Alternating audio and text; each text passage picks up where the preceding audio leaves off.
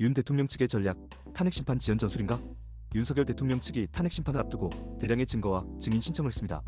하지만 이게 과연 정당한 법적 대응일까요? 팩트 체크해보겠습니다. 1. 100건 이상의 부정선거 의혹 자료 탄핵과 관련 있나? 부정선거 의혹은 윤 대통령 탄핵 사유와 전혀 관계가 없습니다. 탄핵 심판의 핵심 쟁점은 내란 혐의인데 갑자기 부정선거 의혹을 꺼내는 건 논점을 흐리려는 시도입니다. 즉, 탄핵 사유가 아닌 이슈를 끌어와 심리를 지연하려는 전략으로 보입니다. 2. 증인 대거 신청 정당한 방어권 행사인가? 윤 대통령 측은 국정원과 선관위 등 부정선거 관련 증인을 신청했는데 이 역시 탄핵 심판과 무관합니다. 헌재는 탄핵 심판의 신속성을 중요하게 보는데 불필요한 증인 신청은 재판을 지연시키려는 의도로 보일 수 있습니다.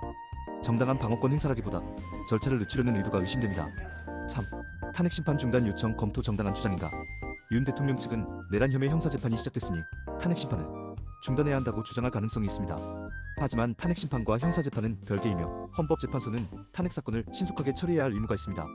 형사재판을 이유로 탄핵 심판을 늦추는 것은 법적 근거가 약합니다. 결론. 윤 대통령 측의 대응은 탄핵 심판을 늦추려는 전략적 움직임으로 해석될 가능성이 큽니다. 핵심 사안과 무관한 자료 제출, 불필요한 증인 신청 등은 재판을 지연시키려는 전술로 보입니다. 헌법재판소가 신속하게 결론을 내야 하는 이유가 더욱 분명해졌습니다. 여러분은 어떻게 생각하시나요? 댓글로 의견 남겨주세요. 영상이 도움되셨다면 구독과 좋아요,